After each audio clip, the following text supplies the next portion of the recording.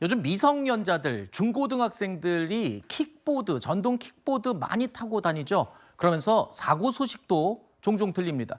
이런 가운데 10대 여고생이 관련 사건으로 실형을 선고받았다는 소식입니다. 지난해 6월에 있었던 일인데요. 고양시 일산 호수공원에서 친구를 뒤에 태우고 이 전동 킥보드를 타던 여고생, 산책 중이던 60대 부부를 추돌했습니다. 이 부딪힌 60대 여성은 머리를 크게 다쳐서 결국 목숨을 잃었는데요. 자, 법원에서 이 사건에 대해서 실형 선고를 내린 겁니다. 자, 그래서 이 추돌이 불가피했다는 주장을 펴기도 했는데 재판부에서는 받아들이지 않았다고요.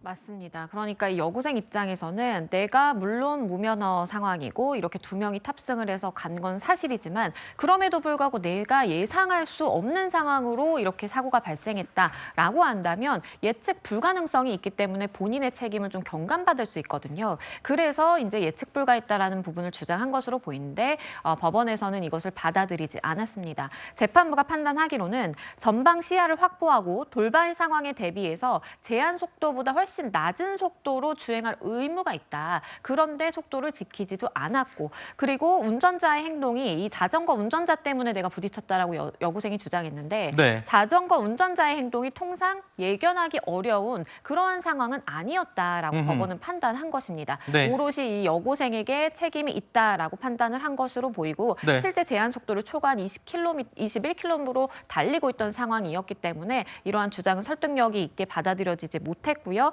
결국에는 장기 8개월, 단기 6개월의 금고형과 벌금 20만 원 선고가 된 상황입니다. 네.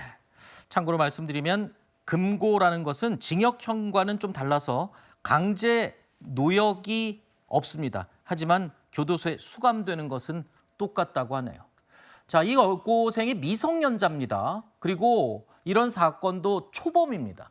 그럼에도 불구하고 이 장기 8개월 그리고 단기 6개월의 실형 선고를 받은 건 의미가 있는 것 같습니다. 왜냐하면 아까도 제가 말씀드렸듯이 각종 전동 킥보드 사고가 곳곳에서 이어지고 있기 때문에 앞으로 이 전동 킥보드 사고의 판결, 영향을 줄 수도 있는 거 아닌가요? 맞습니다. 어느 정도의 양형 기준이 좀 설정이 될 수 있다라고 보입니다. 우리가 보통 물론 사람을 사망하게 하기는 했지만 그럼에도 불구하고 미성년자고 그럼에도 불구하고 어떤 고의를 가지고 본인이 행한 것이 아니라면 그래도 좀 뭐 벌금형 수준의 선고를 받을 수 있지 않을까라고 생각을 할 수 있는데 실제 저렇게 수감이 되는 금고형이 선고될 수 있다는 것은 마찬가지로 발생하는 여러 가지 킥보드 관련 사건, 사고에 대해서 정말 실형을 살 수 있다라는 하나의 경고 메시지를 던진 것으로 보이고요. 우리가 이렇게 개인형 이동장치 관련해서 뭐 면허를 더 강화한다 아니면 뭐 관련돼서 더 처벌을 강화하는 여러 가지 법안들이